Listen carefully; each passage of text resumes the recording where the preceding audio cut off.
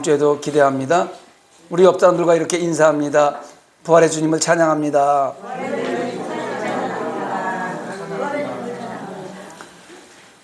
저도 부활의 주님을 찬양합니다. 오늘도 동영상으로 예배드리는 성산가족 여러분, 부활의 주님을 찬양합니다. 한번 따라합니다. 우리가 알거니와 하나님을 사랑하는 자, 곧 그의 뜻대로 부르심을 입은 자들에게는 모든 것이 합력하여 선을 이루느니라. 로마서 8장 28절 말씀. 2024년도에 우리 성산교회 선구 말씀이에요. 합력하여 선을 이뤄서 부활의 주님을 찬양하고 예수님을 기쁘시게 하고 우리의 삶이 행복한 이 한 해가 되기를 간절히 소망합니다. 기쁜 날입니다. 행복한 날입니다. 좋은 날입니다. 최고의 날입니다. 할렐루야. 예수님이 탄생하신 날도 성탄주일도 최고의 날이라면 죽으셨다가 다시 하는 부활의 이날, 감격의 날이에요. 그래서 우리는 오늘 슬퍼서 우는 게 아니라 감격해서 눈물이 나는 그런 날입니다. 믿습니까? 오늘 요한복음 20장 1절로 10절을 본문으로 해서 부활의 증거 쌌던 대로 놓였더라 라는 제목으로 은혜의 말씀을 나누려고 합니다. 십자가는 기독교의 상징이라고 한다면 부활은 기독교의 핵심입니다. 바꿔 말하면 기독교의 핵심은 부활이라는 것이죠. 부활이 없는 기독교는 생각할 수 없습니다. 부활이 없었다면 그리스도인으로 헛된 것을 믿는 것이고 저희 여러분은 지금 헛된 짓을 하고 있는 것이고 그리스도인으로서 예수님의 부활이 믿겨지지 않아서 인정할 수 없다면 그 믿음은 잘못된 믿음입니다.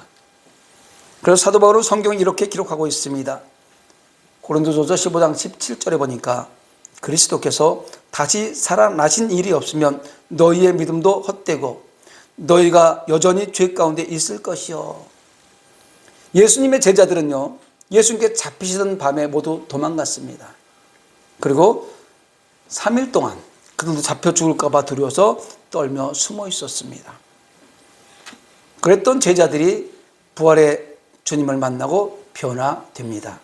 사도행전 4장을 보면요, 대제사장들과 종교 지도들이 예수가 부활했다고 예수 외에는 구원을 받을 수 없다고 거리마다 외치고 다니는 제자들을 붙잡아서 감옥에 가둡니다.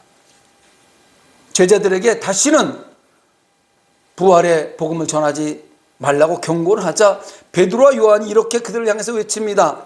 사도행전 4장 19절 20절에 보니까 베드로와 요한이 대답하여 이르되 하나님 앞에서 너희의 말을 듣는 것이 하나님의 말씀을 듣는 것보다 옳은가 판단하라. 우리는 보고 들은 것을 말하지 아니할 수 없다 하니. 할렐루야.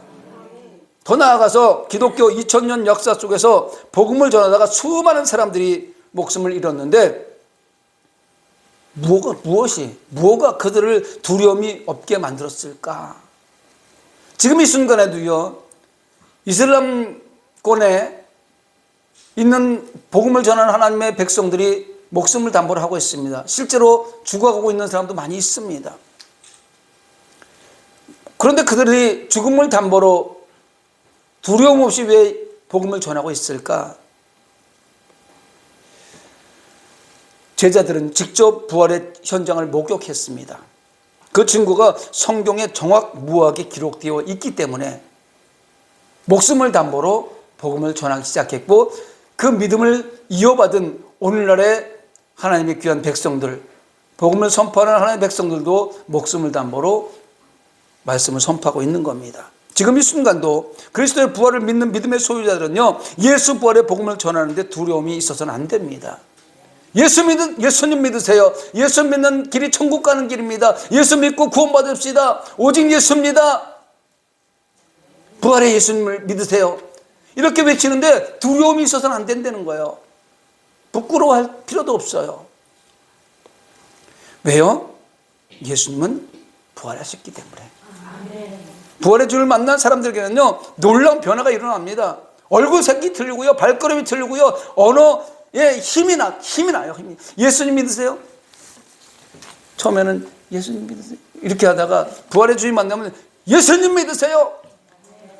예수님만이 생명입니다. 예수님 믿어야 천국 갑니다. 자신 있게 외친단 말이에요. 할렐루야. 부활의 주님 만나시기 바랍니다.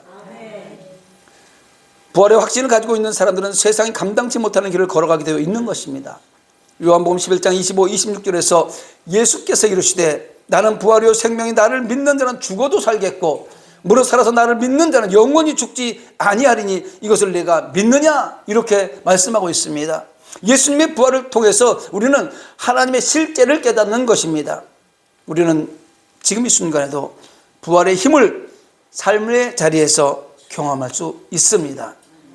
모든 사람들이 지금이라는 이 시대에 삶의 환경이 힘들고 삶을 포기하고 좌절하고 주저앉아 될 대로 되라는 식의 삶을 살아가고 있는 사람들이 허다합니다. 하다못해 세상 사람들은 당연하고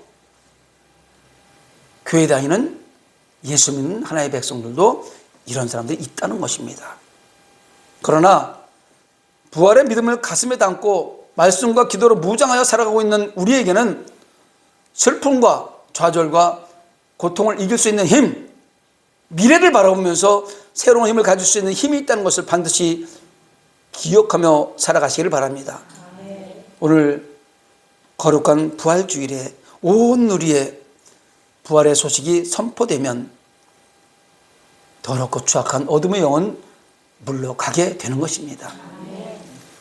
베드로전서 1장 3절에 보니까 우리 주 예수 그리스도의 아버지 하나님을 찬송하리로다. 그의 많으신 긍휼대로 예수 그리스도를 죽은 자 가운데서 부활하게 하심으로 말미암아 우리를 거듭나게 하사 산 소망이 있게 하시며, 우리는 그리스도의 부활이 산 소망을 가지고 환경을 뛰어넘어야 돼요. 오늘이라는 이 환경을 뛰어넘어야 돼요. 지금 고통이라는 이 환경을 뛰어넘어야 됩니다. 어렵고 힘들고 고통스럽고 슬프고 좌절 가운데 있는 이 환경을 뛰어넘어야 돼요. 뭘 가지고요? 부활의 산 소망으로, 다시 살았다는 소망으로. 할렐루야. 우리는 그리스도의 부활의 산 소망을 가지고 저 여러분에게 주어진 믿음의 길을 힘있게 인내하며 끝까지 걸어 나가야 될 것입니다. 세상의 악과 불의가 득세를 하며 이기는 것 같지만 결국에는 정의와 진리가 승리한다는 것을 믿으시기 바랍니다. 세상에는 믿지 않는 사람들이 더 많은 걸 누리고 살아요. 그래서 믿는 사람들이 위축되었어요. 그래서 믿지 않는 사람들이 믿는 사람들을 조롱하고 있어요. 그러나 결국은 끝날에는 정의가, 생명이, 진리가, 복음이, 예수님이 승리한다는 것을 믿으시기 바랍니다. 예수 그리스도의 부활이 현재 우리들의 삶 속에 일어나고 있음을 확신하시기 바랍니다. 저는 오늘 2024년 3월 31일 부활주의를 맞이해서 부활하신 예수님을 세상 사람들에게, 또 교회는 다니고 있지만 긴가민가한 사람들에게 확증시킬 수 있는 방법을 가르쳐드리고 싶습니다. 교회는 다니고 있는데 부활의 주님 내가 아직 만나지를 못해서, 부활의 주님 내가 본 적이 없어서, 교회는 다니는데 내가 이거 믿어야 되나, 이런 사람이 너무나 많아요. 혹시 믿지 않는 사람들이나 믿음이 약한 성도들이 부활의 의심을 가지고 있다면 지금부터 제가 드리는 말씀을 잘 기억하시고 있다가 그들을 향해 부활의 확신을 심어주시기 바랍니다. 여기 있는 우리 모두는요, 부활의 확신을 가지고 누가 긴가민가하는 사람이 있으면 부활의 확신을 심어줘야 돼요. 먼저 부활주는 언제 정해졌을까? 왜 날짜가 동일하지 않고 바뀌는지를 알아야 모르는 사람들을 물어보면 확실하게 대답을 해줄 수 있습니다. 추수감사주일은 매월 11월 셋째 주일로 딱 정해져 있고, 성탄주일은 12월 25일로 딱 정해져 있는데 왜 부활주일은 해마다 날짜가 바뀔까? 이게 부활주일이 처음 정해진 것이 AD 320년 니케아 회의에서 결정이 되었어요. 그 날짜는요, 춘분, 낮과 밤의 길이가 같은 날이 춘분이라고 그러죠. 그걸 지나서 첫 번째 보름달 만월이 지난 후에 안식일을 지나고 돌아오는 첫 주일이 부활주일이에요. 뭐 아나 뭐 기억이.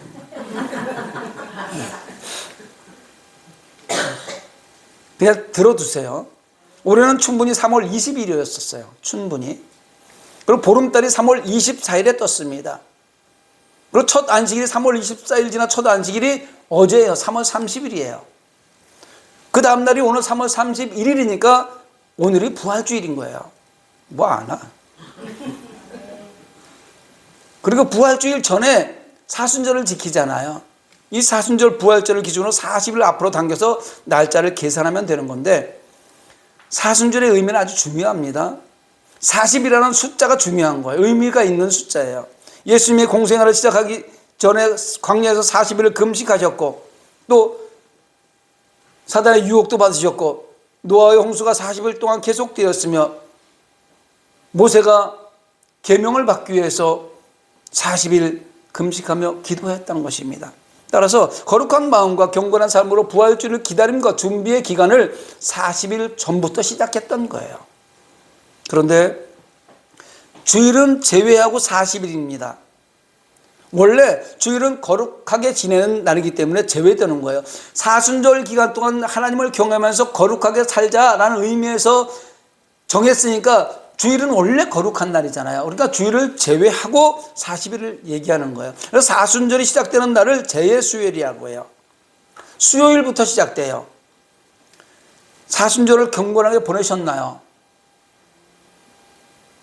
대답이 없으신 거 보니까 여전히 그냥 살던 대로 사셨군요. 사순절 기간 동안 우리 성산교회는 저녁 제단을 쌓으면서 기도했습니다. 기도하신 모든 기도의 제목들이 하나님의 때에 하나님의 방법으로 응답이 될 줄 믿습니다. 그런데 믿지 않는 세상 사람들은요, 성경은 보지 않고 성경 외에 기록되어 있는 외경, 즉 유대인들에 의해 전해내려오는 예수님 시체 도난서를 가지고 그리스도인들을 조롱합니다. 무슨 부활이 있어, 말도 안 되는 소리 하고 있어. 그때 예수님 제자들이 시체를 가지고 도망간 거래. 외경에 보면 그런 내용이 있어요. 성경, 정경이 아닌 외경에 보면 유대인들의 전해져 오는 구전에 의하면 이런 얘기들이 막 돌아다닌단 말이에요. 왜 그럴까? 왜 이런 소리가 났을까?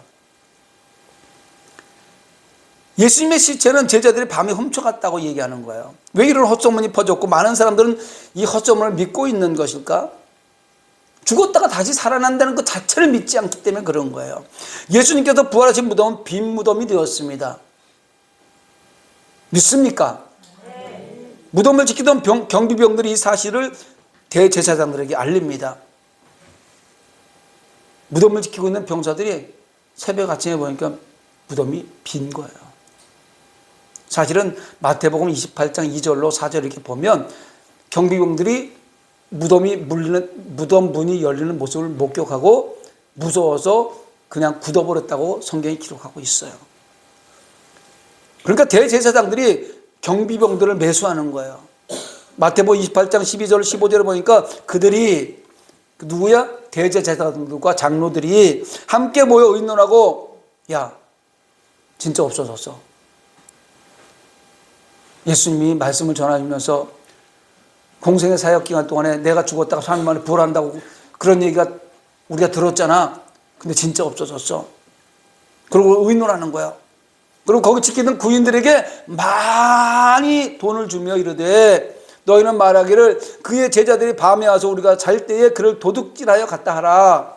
만일 이 말이 총독에게 들리면 우리가 권하여 너희로 근심하지 않게 하리라 하니 군인들이 돈을 받고 가르친 대로 하였으니 이 말이 오늘날까지 유대인 가운데 두루 퍼치니라. 거짓을 꾸며서 예수님 시체 도난서를 퍼지게 되었던 거예요. 돈이면 다 되는 세상이 이때부터 됐던 것 같아요. 돈을 얼마나 많이 줬는지 얘들이 그 예수님이 부활하신 사실을 알고 있으면서도 돈을 받고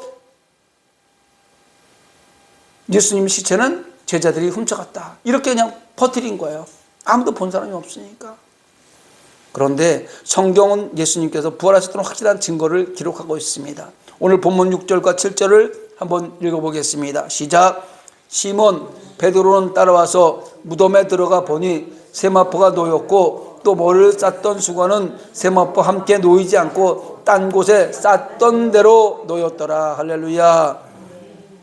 제자들이 예수님의 시체를 진짜로 도둑질해 갔다면 이건 사실은 불가능한 거예요. 지키는 병사들의 숫자를 봐서도 불가능한 거죠. 예수님의 제자들이 몇 명이나 가서 그 돌문을 열고 들어가서 도둑질을 했을까요? 시체가 있던 현장의 모습은 오늘 본문의 말씀으로 기록될 수가 없어요. 쌌던 대로 놓였더라. 왜냐하면 예수님의 무덤의 안의 모습은 흐트러져 있는 것이 아니고 세마포가 가지런히 개어져 놓여 있었어요. 생각해 보십시오. 도둑질하는 사람들이 군사들이 잠깐 잠들어 있을지라도 세마포를 가지런히 개어놓고 나올 수가 있겠습니까? 시체를 도둑질하러 들어가서 세마포를 가지런히 개어놓고 나왔대요. 여러분, 유대인의 장례법을 잘 생각해 봐야 됩니다. 여러분, 우리나라도 염할 때 보면 천으로 싸고 또 싸고 또 싸고 이래요. 그런데 유대인의 장례법은요, 세마포를 쌀 때 한 겹을 싸고 놓으면 몰약과 침향을 바릅니다. 썩지 말으라고.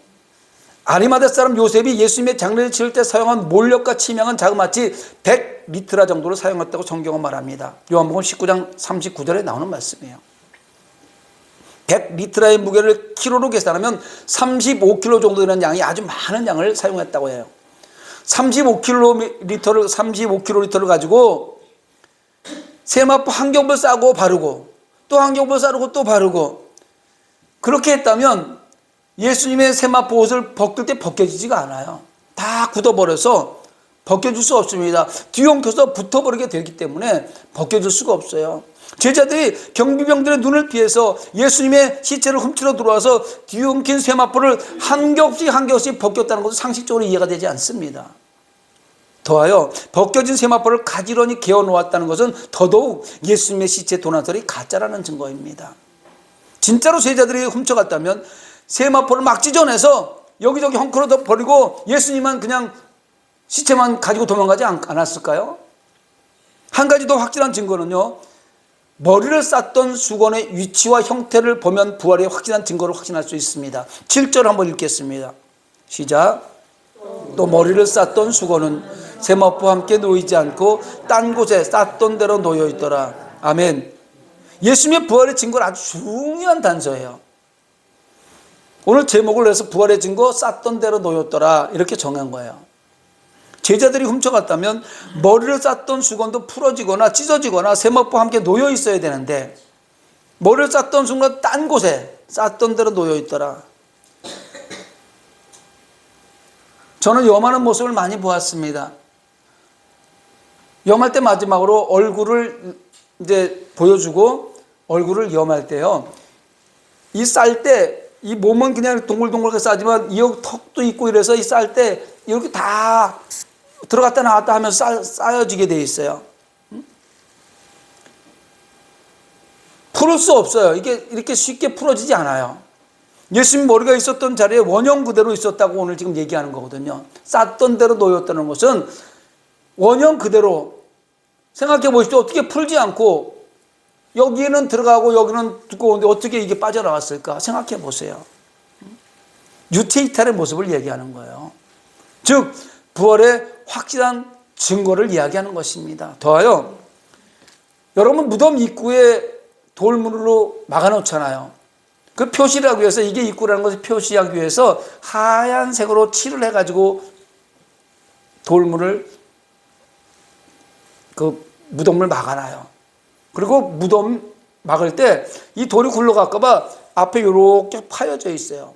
거기에 탁 들어가는 거예요. 그 돌 문 무게가 1.5톤에서 2톤 정도 된다고 그래요.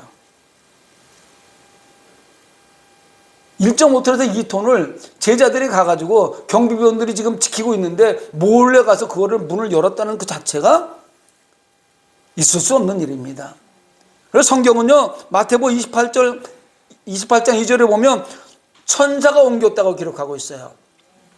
천사가 옮겼는데 그때 경비병들이 천사가 옮기는 걸 보고 아, 진짜 우리가 잘못했구나라는 것을 깨닫고 돌처럼 굳어버렸다는 거예요. 마태복음 28장 1절부터 4절 한번 나중에 읽어보세요. 사랑하는 성도 여러분, 우리는 부활의 확실한 증거를 믿습니다. 그리고 부활의 확실한 증거로 믿음 위에 믿음을 세우고 좌로나 우로나 치우치지 않는 삶을 살아야겠습니다. 그때 당시에 돌문을 시체 도난이 하도 많아가지고, 왜냐하면 원한가게가 있는 사람들이 시체를 도난해서 훼손하고 막 이런 일들이 많아가지고 돌 무덤에 장사를 딱 지나고 나면 봉해 놓는 그 인을 딱 찍게 돼 있어요. 그래서 그거를 봉해 놓은 인을 떼는 사람은 사형에 당합니다. 엄청난 벌을 당하게 돼 있어요. 그래서 아무나 문을 못 열게 돼 있단 말이에요. 그런데 그 문이 천사들에 의해서 옮겨진 거예요. 믿습니까? 이제 부활의 모습 그대로 다시 오실 예수님 기대합시다. 부활해진 것 또 하나, 부활하셔서 그냥 하늘로 올라가시지 않았잖아요. 40일 동안 제자들에게 나타나서 함께 식사도 하시고 대화도 하시고 성경에 나와 있잖아요. 그러니까 그 부활을 어떻게 안 믿습니까? 다시 오실 그 모습 기대하고 고대하며 믿음을 지키고 우리는 세상에 나가서 부활해 주시면 선포해야 됩니다. 담대하게 선포해야 돼요. 복음의 증인이 되어야 됩니다. 십자가의 군병의 삶을 살아 나가야 되는 것입니다. 잠시 왔다 가는 인생, 예수님께서 나 같은 사람을 위해서 십자가에 죽으셨고 부활하셨는데 그 예수님을 진짜 믿는다면 우리 입을 봉해서는 안 됩니다. 예수님을 알지 못하고 생명과 사망을 구분하지 못하고 세상 가운데 죽어가는 저 영혼들, 어둠의 영에 끌려서 생명과 사망을 구분하지 못하고 있잖아요. 저와 여러분은 생명의 성령으로 죄와 사망에서 해방을 받았습니다. 그리고 부활의 주님을 만났습니다. 성령 충만을 받으시기 바랍니다. 성령이 임하시면 너희가 권능을 받고 예루살렘과 온 유대와 사마리아 땅끝까지로 복음을 증거하라고 말씀하셨습니다. 그러니 우리는 성령 받은 사람으로서 입을 봉하지 말고 입을 열고 예수님 믿으세요. 예수 믿고 구원 받으세요. 예수 믿고 천국 갑시다. 가까이 있는 사람부터, 내 자녀들부터, 내 형제들부터, 내 친척들부터, 또 내가 알고 있는 사람들부터, 또 내가 알지 못하는 많은 사람들에게까지 우리는 발걸음을 옮겨서 부활의 예수님을 증거해야 될 줄 믿습니다. 더하여 부탁하고 싶은 것은 담대한 부활의 증인으로서 십자가의 군병이 딱 되어서 진리를 사수하는, 그리고 영원한 생명을 또 다른 사람에게 수여할 수 있는 그런 주인공들이 다 되시기를 예수님의 이름으로 축원합니다.